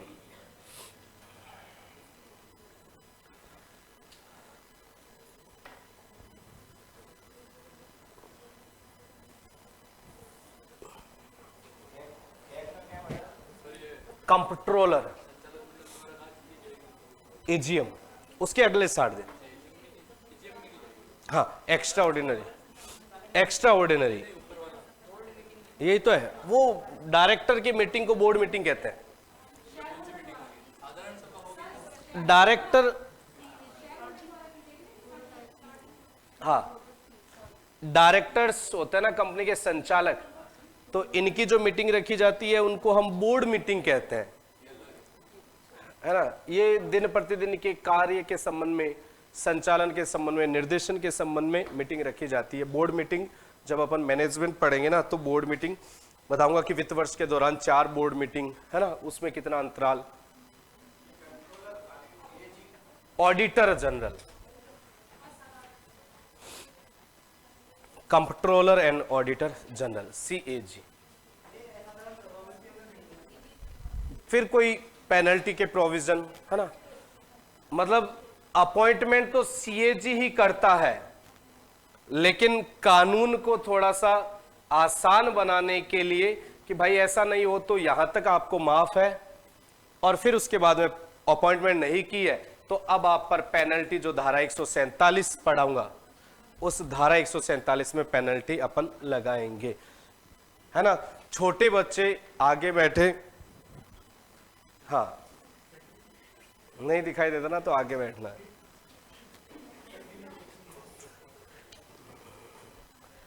ठीक है, एक्स्ट्रा ऑर्डिनरी जनरल मीटिंग में की जाएगी, कर लोगे ये। सरकारी कंपनी में प्रथम अंकेक्षक की नियुक्ति के संबंध में धारा है 139 सबसेक्शन 7, किसके द्वारा की जाएगी?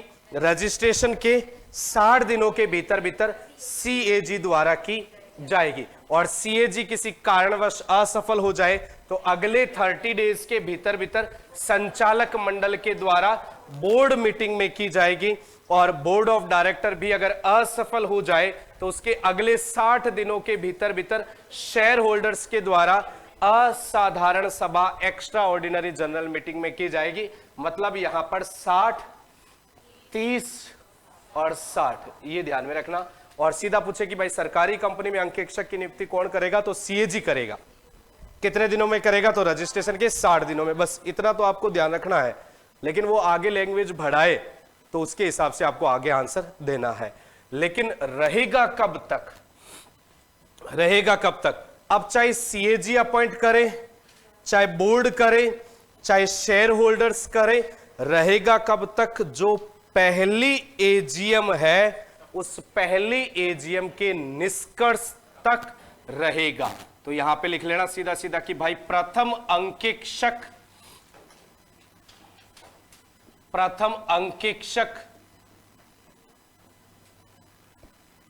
पहले वित्तीय वर्ष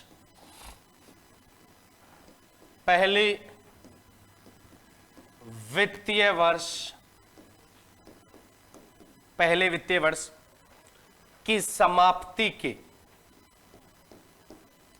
पहले वित्तीय वर्ष की समाप्ति के कितने महीने पहले? ठीक है, प्रथम अंकेक्षक पहली वार्षिक साधारण सभा, पहली वार्षिक, मेरे माइंड में AGM के प्रोविजन दिमाग में लिखने लग गया था, पहली वार्षिक साधारण सभा के निष्कर्ष तक, पहली वार्षिक साधारण सभा के निष्कर्ष तक रहेगा। फर्स्ट AGM कहां, फर्स्ट ऑडिटर कहां तक रहेगा? Conclusion of first AGM। First auditor कहां तक रहेगा? Conclusion of first AGM। पहली वार्षिक साधारण सभा के निष्कर्ष तक रहेगा। अब अपॉइंटमेंट चाहे कोई भी करो। निष्कर्ष का मतलब जो लेखा पुस्तक के वार्षिक साधारण सभा में रखी है, जिनके संबंध में ऑडिट रिपोर्ट तैयार की है ना, कोई ऐसे तथ्य हो, कोई ऐसे फैक्ट हो जो सदस्यों को बताने जरूरी हो, तो शेयर होल्डर्स के सामने रखना और उसको तथ्यों को बताना। मतलब पूरा AGM का कंक्लूजन निकल गया, निष्कर्ष निकल गया उस पूरे वित्त वर्ष का। फिर हम आगे के वित्त वर्ष की तरफ चलेंगे। पूरी ऑडिट रिपोर्ट फाइनल हो चुकी है, अंशधारकों को बता चुके हैं। ये होता है कंक्लूजन निकालना, निष्कर्ष निकालना। AGM 2-2 दिन चलती रहे, 3-3 दिन चलती रहे, है ना, तो केवल AGM का मतलब ऐसा नहीं है कि पहुंचे वहां तक रखी और चला गया। पूरा AGM का निष्कर्ष उस वित्त वर्ष का निष्कर्ष होता है जिसके संबंध में AGM है। तो पूरा कंक्लूजन, पूरी रिपोर्ट को फाइनल करेगा, फिर उसकी जिम्मेदारी खत्म है। ये ध्यान में रखना है। फर्स्ट ऑडिटर की अपॉइंटमेंट सीएजी, और फर्स्ट ऑडिटर रहेगा कब तक? प्रथम वार्षिक साधारण सभा के निष्कर्ष तक। इतना ध्यान में रखना है।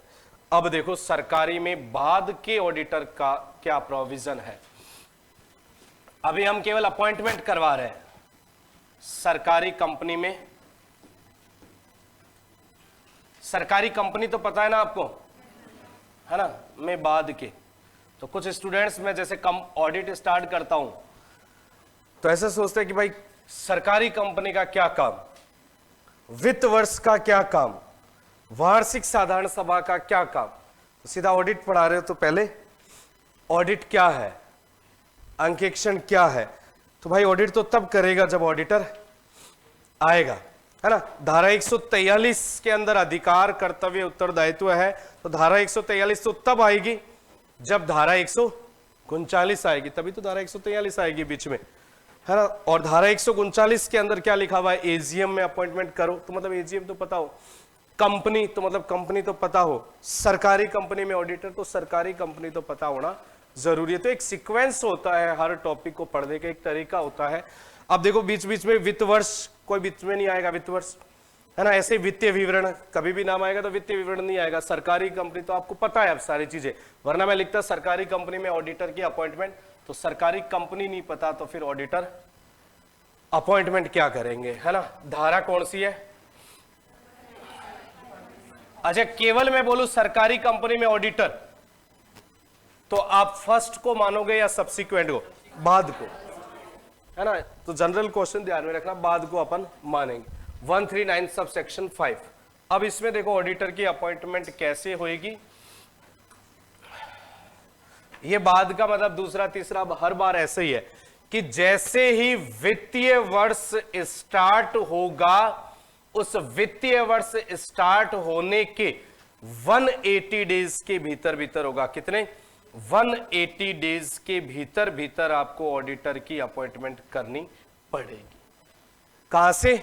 वित्तीय वर्ष स्टार्ट होने के 180 दिनों के भीतर भीतर।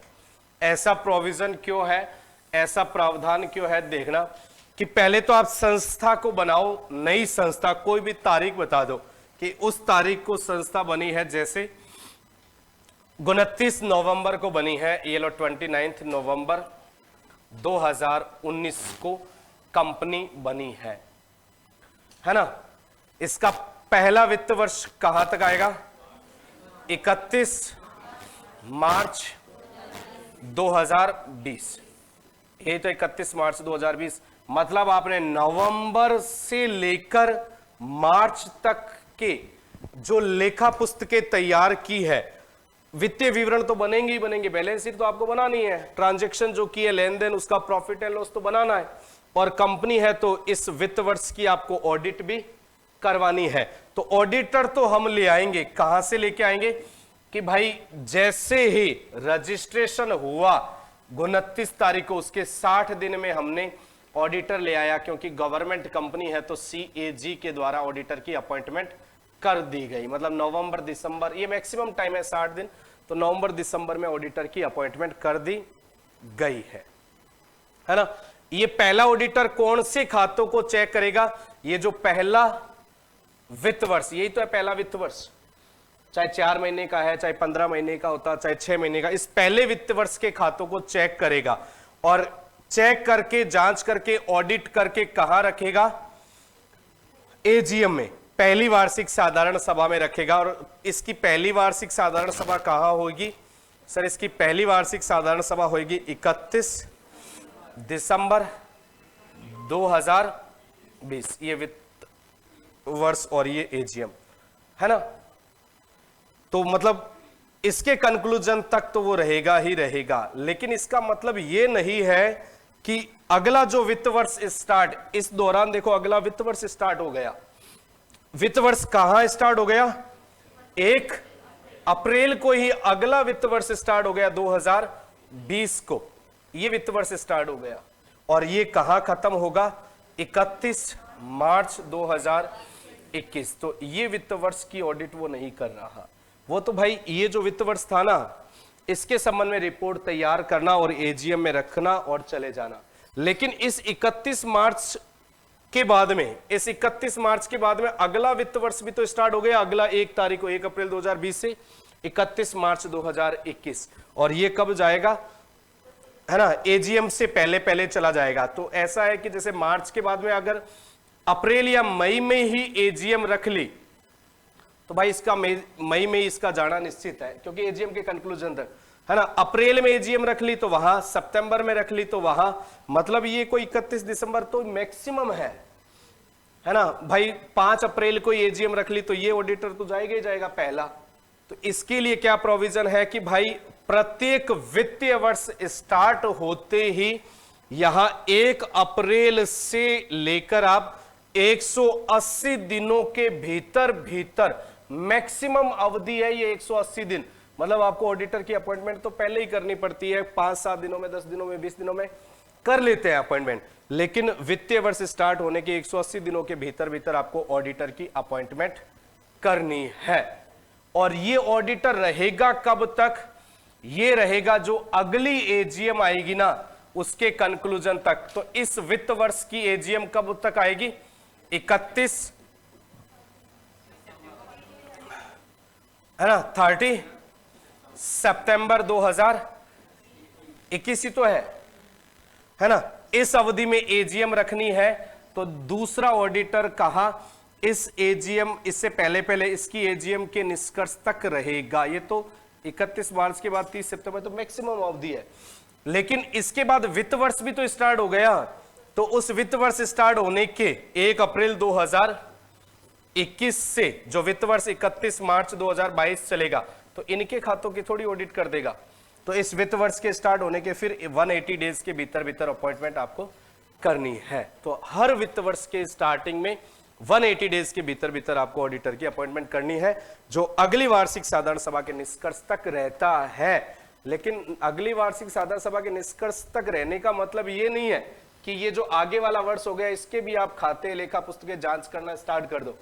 आप इस वित्त वर्ष का कंक्लूजन तैयार करके इस मीटिंग में रखो, बस इस वित्त वर्ष का कंक्लूजन तैयार करके इस मीटिंग में रखो, इतना ही है।